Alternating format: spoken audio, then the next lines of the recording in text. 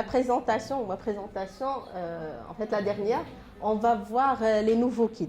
Alors, après avoir vu un petit peu, c'est-à-dire les bases moléculaires, les fonctionnements, l'exploration, et aussi on a vu les tableaux cliniques avec Madame Eilal, avec les différentes définitions qui sont bien précises. Alors là, on va rentrer dans un domaine un petit peu, ou un monde qui pose toujours problème. Et c'est des malades qui ont posé des problèmes pour les cliniciens.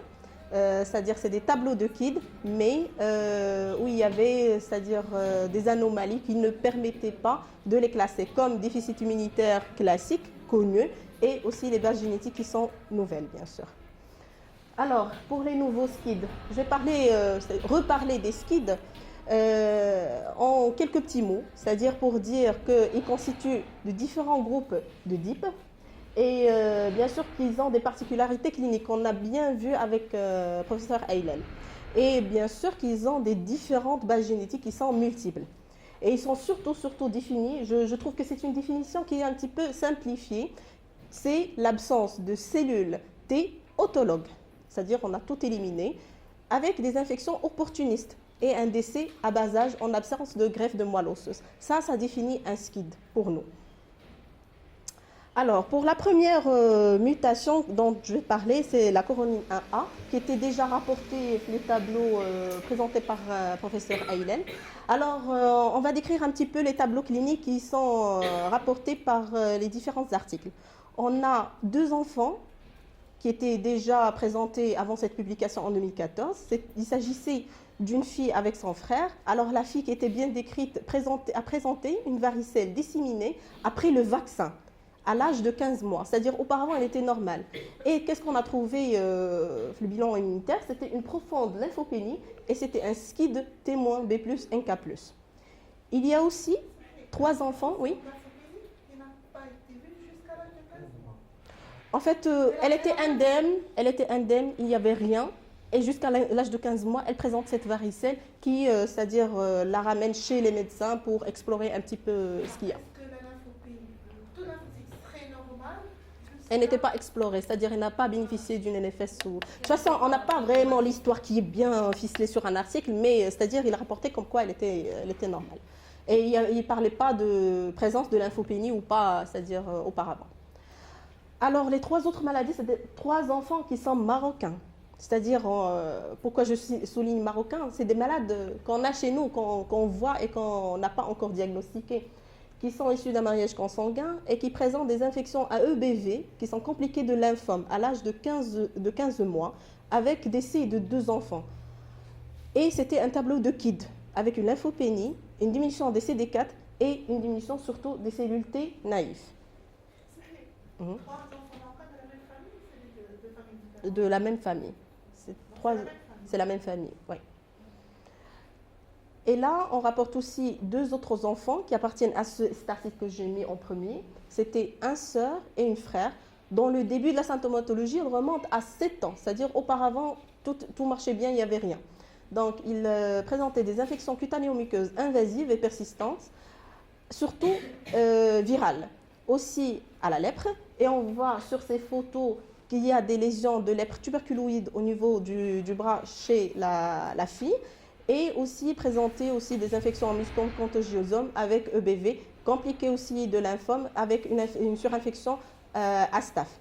Présenter aussi des infections respiratoires à répétition.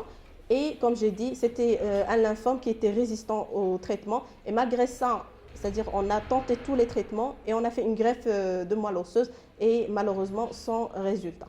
Donc, si on veut synthétiser un petit peu, le coronine 1A deficiency, c'est une maladie autosomique récessive où il y a une diminution des cellules T avec des cellules B qui sont présentes, qui sont normaux, mais il y a une hypogammaglobulinémie et surtout, le thymus, il est présent, contrairement aux autres, c'est-à-dire SCID en fait, classique qu'on a l'habitude de voir, c'est l'absence des thymus. Et il y a aussi une lymphoprolifération des cellules B associée surtout à une infection EBV qui peut se compliquer de lymphome. Alors, deuxième maladie, c'est le déficit en DOC2. Alors, il y a... Pardon? Le fait que les B soient normaux et Avec une prolifération. Non, non, ce n'est pas le B normaux, c'est-à-dire en taux. C'est-à-dire si on fait les sous-populations quantitatives et pas, c'est-à-dire le fonctionnement qui est normal. Alors, on a ici en DOC2, il y a 5 patients qui ont été rapportés. Le premier, c'est un garçon qui est issu d'un mariage consanguin d'origine libanaise. Il est âgé de 3 mois quand il fait une BV à virus respiratoire syncytial et des pneumonies à répétition après. Et deuxième patiente, c'est une fille qui est en fait originaire du Finlande. Et donc les photos ici, c'est-à-dire elle a présenté une varicelle disséminée après une varicelle disséminée avec atteinte du foie et du poumon.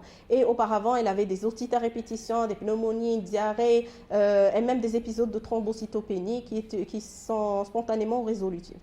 Et quelques mois après, elle présente des lésions granulomateuses pulmonaires avec présence de Mycobacterium avium et un herpès virus.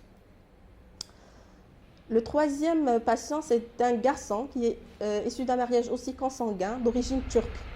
Alors, je vous donne un petit peu les origines parce que c'est des malades qu'on trouve un petit peu partout et c'est une minorité de malades à travers le monde.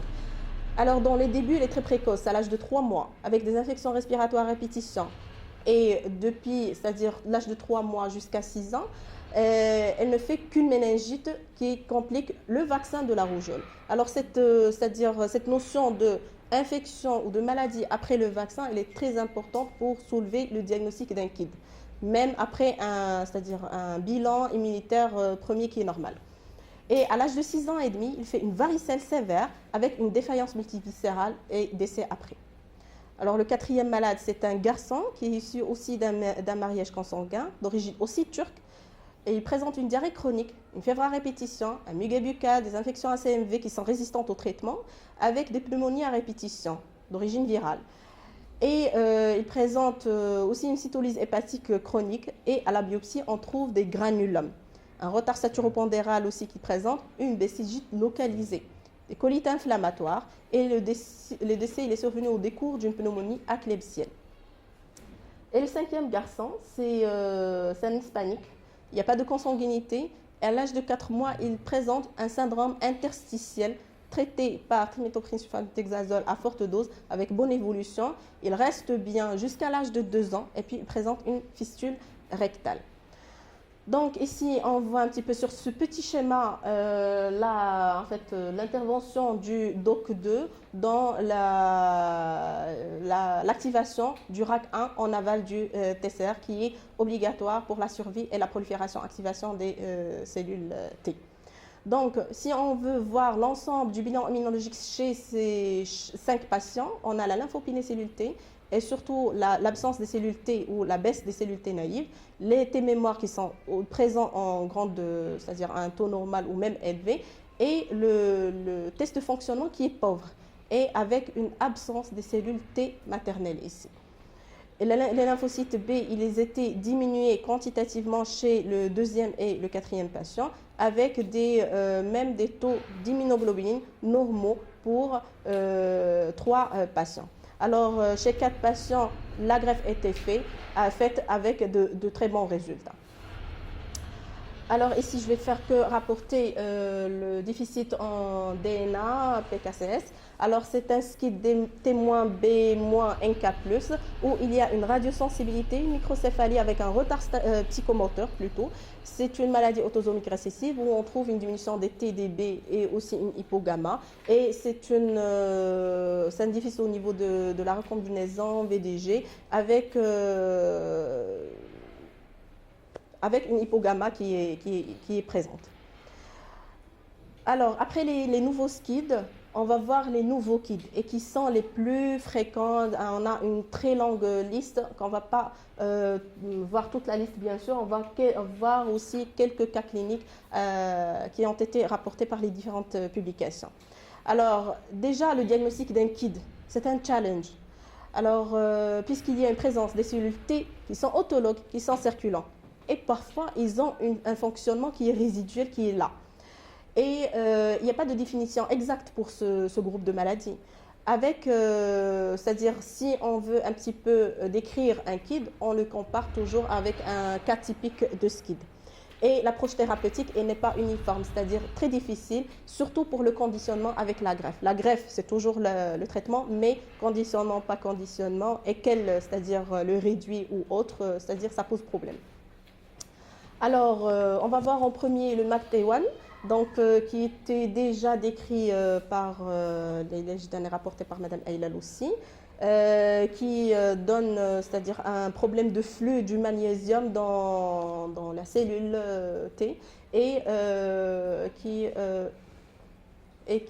c'est-à-dire donne un tableau de KID. On a ici 2 jeunes garçons qui ont été rapportés et qui présentaient surtout des infections virales récurrentes, des infections qui sont toujours actives à EBV.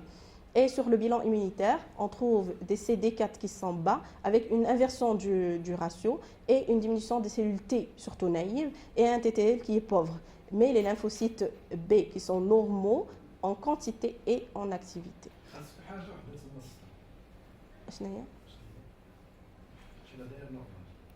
Ouais. Effectivement, oui. Ouais. C'est-à-dire, bon, les KID ou les SCID dont je parle, on a fait tout le bilan qui était normal et on a tout éliminé, bien sûr, y compris la chéladère, surtout chez nous. Donc, alors là, le schéma qui synthétise un petit peu l'intervention du MAG-T1 par rapport au flux du magnésium et c'est-à-dire l'activation du TCR pour arriver. Bien sûr, effectivement. Alors après, on va voir le CBM complexe. C'est un complexe de 3 molécules, si j'ose dire.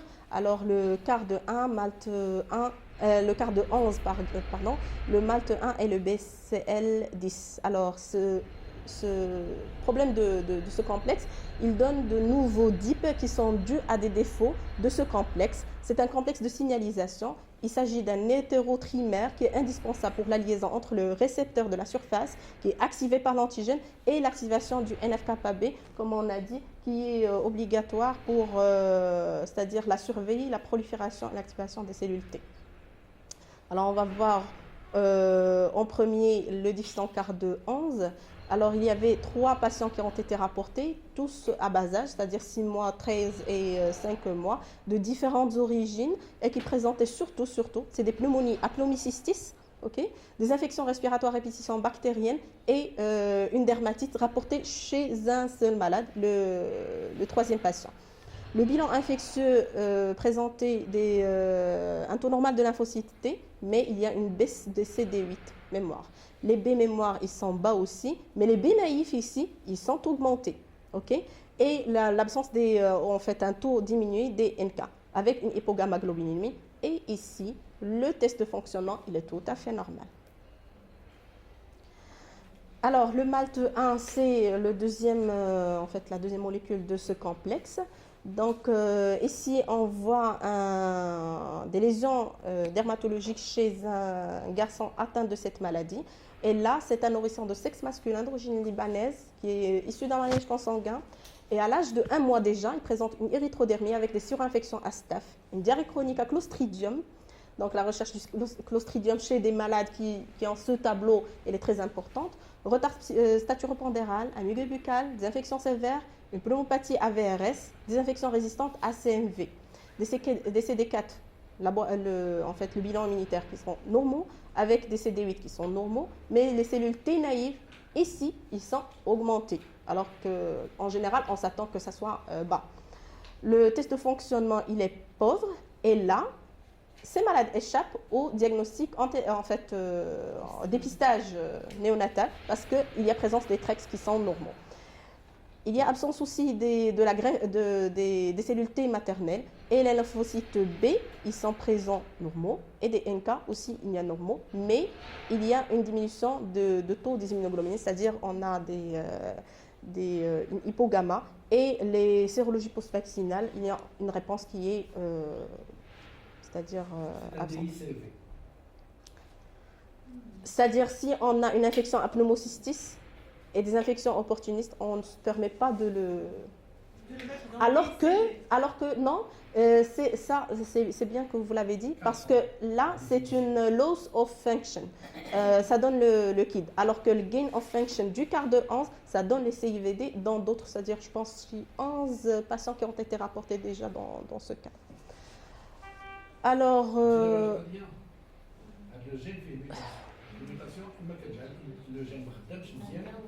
loss of function. إما هذيك لاميتاسيون كتعود كيحدو أكثر من اللي كان. لكن هذا إلا جيت أمون نيفو شال عندي انفيكسيون ريكورون لا ريبيتيسيون راج كوتاني ولا نديرو بي نورمال ما عنديش ترانسفورماسيون ما نعرفش واش دير نايف ولا ماشي نايف ما كاينش ولكن كلينيكمون عندك تداعي كلينيك عندك شنو عندي انفيكسيون بورتينيس إلا عندك انفيكسيون بورتينيس دي بروغرام بي نورمال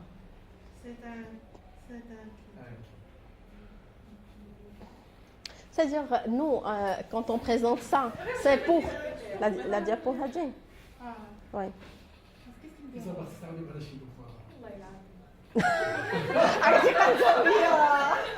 كاينه وحده تبغي تاخذها كاينه وحده شيطه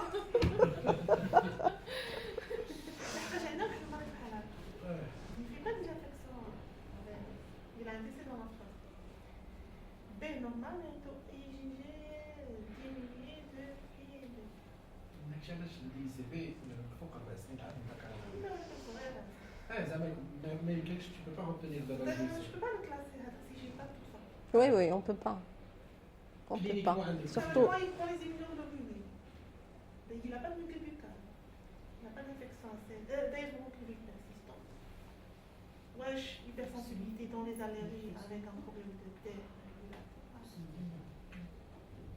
Sur les mots de les immunoglobulines. ولا بروفيلاكسي ديرو سو بروفيلاكسي هذا هو الجهد ديالنا parce qu'on n'a pas le temps. Ça c'est des vraiment on vous l'a présenté.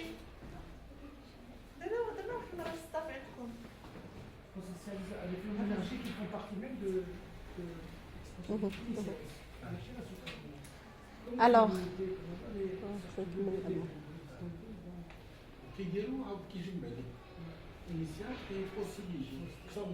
Alors, on l'a présenté chez vous il y a 2 ans maintenant.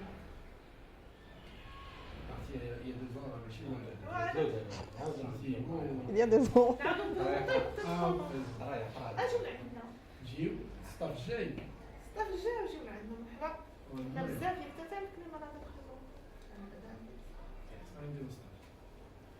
Une fois par mois. Une fois tous les 3 mois. Alors on continue. Alors on va voir la même, c'est-à-dire même maladie avec. Avant de nous quitter, tu vas nous dire la date du prochain. Ouais. Avec ses acteurs. Et le thème.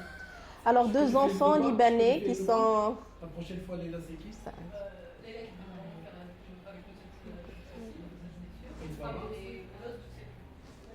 La granulomatose chronique septique. Non, je ne fais rien. Les pauses. Alors, tu m'as amené. Il y a moins fait, ça nous a dit, je pense. Alors, 2 enfants libanais qui sont issus aussi d'un mariage consanguin, à l'âge de 4 mois, ils présentent des pneumonies bactériennes, une méningite à pneumocoque. C'est là qui dit le diagnostic qui est Boston, Raif Jouha,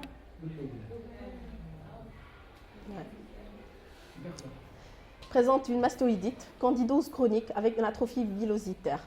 Alors, il y avait survenu du décès à l'âge de 7 ans et l'autre à l'âge de 13 ans.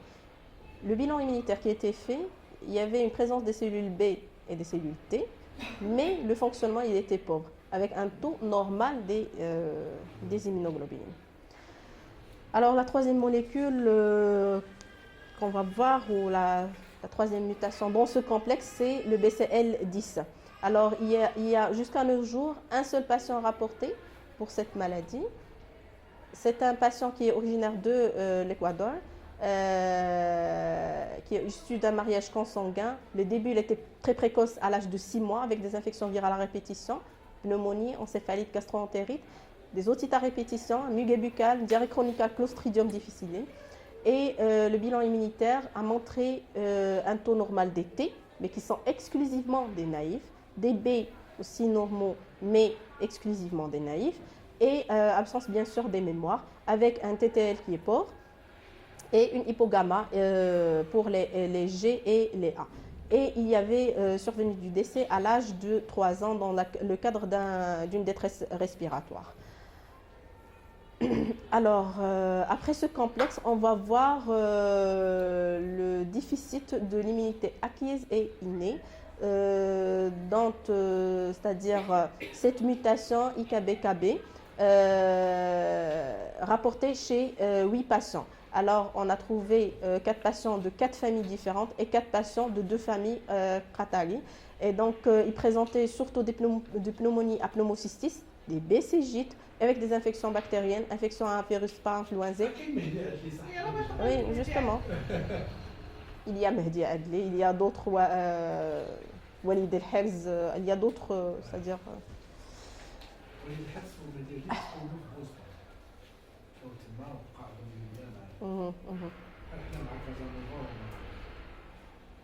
Et c'était plutôt un phénotype de SCID.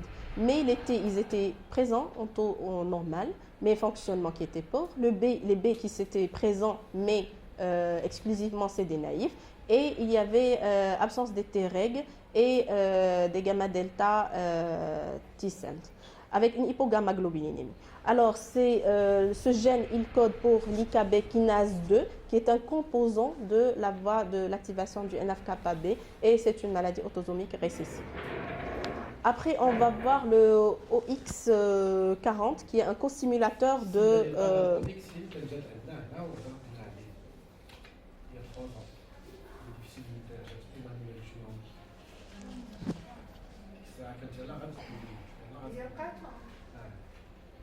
Donc, c'est un co-stimulateur, comme j'ai dit, sur les cellules T, et il se lie au X40 ligand pour rentrer aussi dans la voie de l'activation du NF-κB, et il joue un rôle dans la survie, l'homéostasie des cellules T mémoire et des T effectrices. Avec ces maladies, présentent une susceptibilité surtout aux infections herpétiques.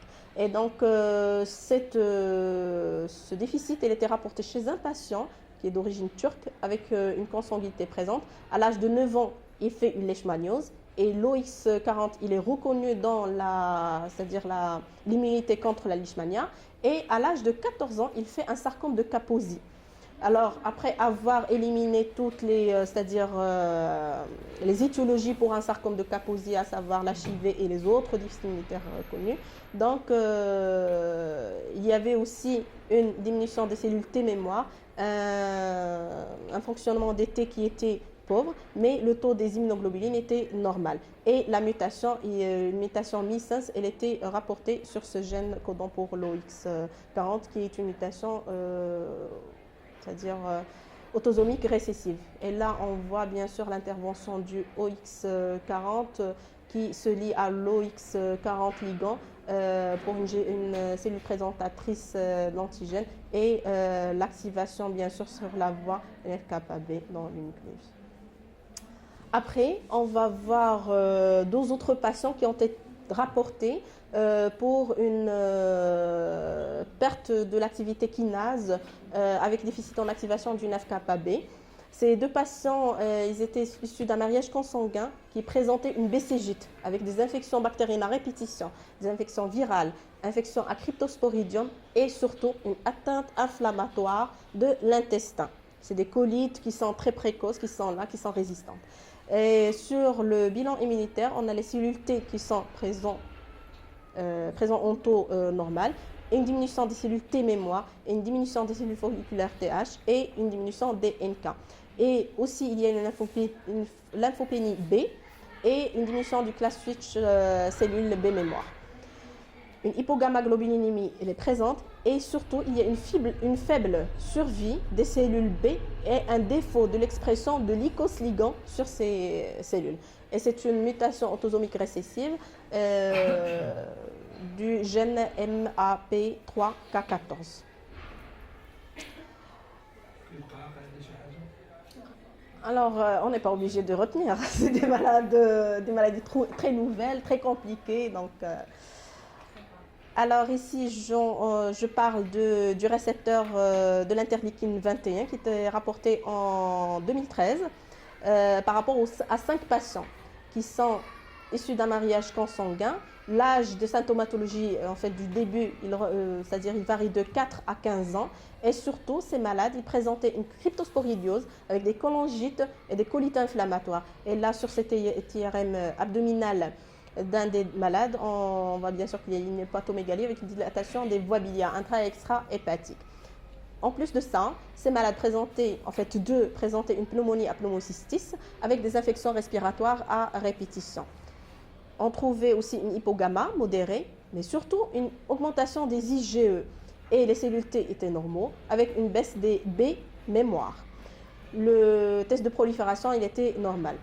L'issue de ces malades, il y avait 3 décès, mais après greffe, et c'est une mutation ici qui est autosomique récessive. Il s'agit d'un défaut au niveau de la voie de signalisation des interleukines 21 et le récepteur ici de l'interleukine 21 avec le gamma chaîne.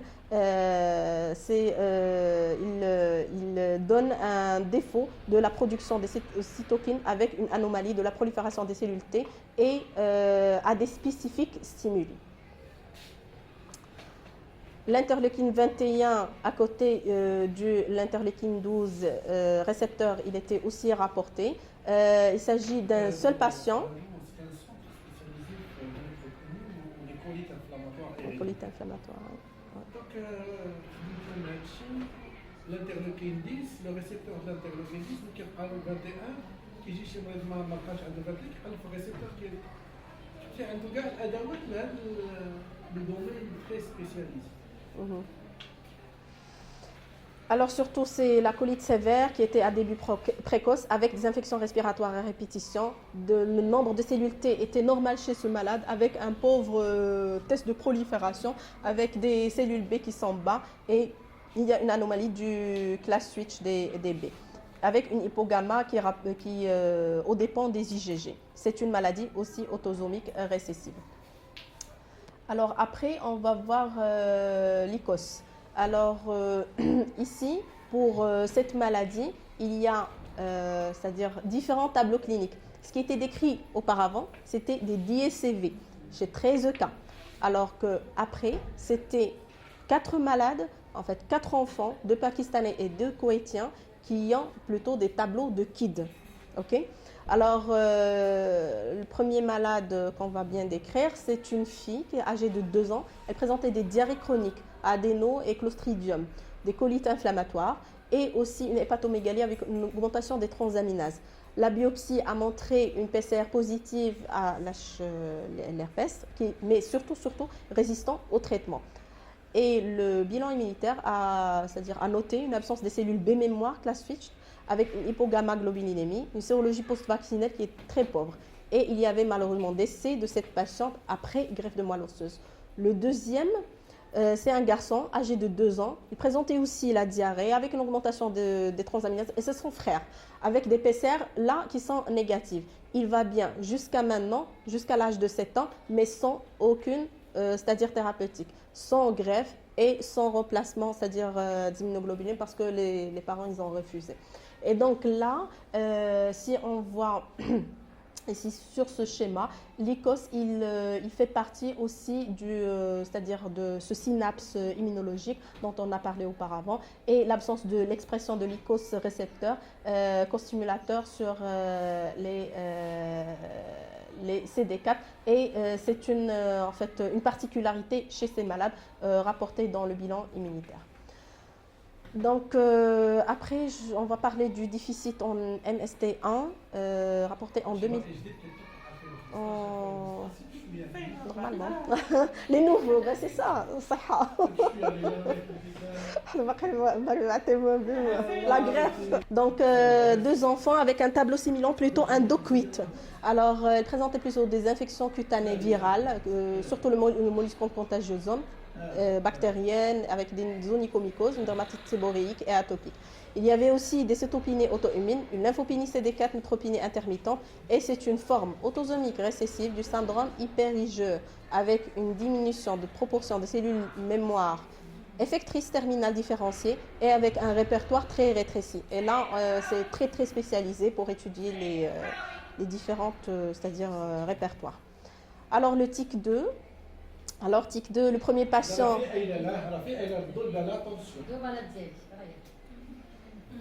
Alors, le premier patient, c'était des infections bactériennes intracellulaires avec des infections virales et un phénotype plutôt de syndrome d'hyper-IgE. Alors que les 7... c'est un syndrome hyper-IgE.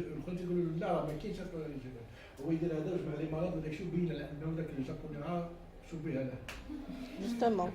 Il y a toujours des différences de tableau clinique, c'est-à-dire on peut avoir...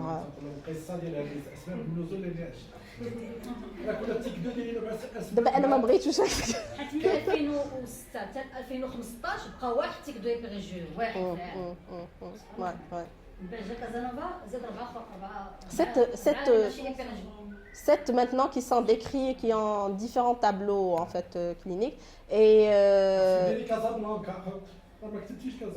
فين هي كازابلانكا نديرها بوحدها انا غنديرها حنايا حدا هادي. Donc, surtout, ils présentaient des infections à mycobactéries virales, mais il n'y avait pas de phénotype de syndrome d'hyper-IgE. La mutation, elle était décrite et c'est une maladie autosomique récessive. Alors, ici, en fait, c'était rapporté déjà par professeur Eilel, c'est le déficit pour l'interleukine 2 inducible T-cell kinase. Donc, il y a 9 patients qui sont déjà rapportés, 3 Turcs, 3 Palestiniens, un Marocain, un Indien et un Iranien. Donc, 5 filles avec 4 garçons, avec un âge du diagnostic variant de 3 ans jusqu'à 18 ans. Et ils présentaient des adénopathies, patomégalie, splénomégalie avec des infections respiratoires à répétition. L'auto-immunité, elle est présente. Il se complique, 2 patients se sont compliqués d'un HLH. Et il y a aussi lymphoprolifération reliée à l'EBV qui était présente et qui se complique aussi de lymphome. Ici, il y a survenu de 6 décès et le bilan immunitaire a noté une lymphopénie CD4 qui est progressive, c'est-à-dire qu'on peut ne pas l'avoir au début, avec une diminution des cellules T naïves, une hypogamma qui est aussi progressive et c'est une mutation qui est autosomique récessive, qui est toujours, c'est-à-dire avec une intervention dans l'activation du TCR médié. Alors, en conclusion, comment? Oui. C'est sûr qu'on a des malades, mais le problème c'est qu'on n'a pas les moyens. عندنا واحد الليسته انا ومدام ايلا بغيتي نحطوها لكم تعرفوا. Alors, en conclusion, le diagnostic d'un DIP et surtout d'un KID est en premier lieu purement clinique parce que si on a un tableau d'infection à répétition, des tableaux qui sont un petit peu anormaux, le clinicien il est toujours maître de dire qu'il s'agit d'un DIP. Peut-être non étiqueté, le bilan il peut être normal au début, mais il faut toujours creuser et pour avoir le diagnostic. Les tableaux cliniques.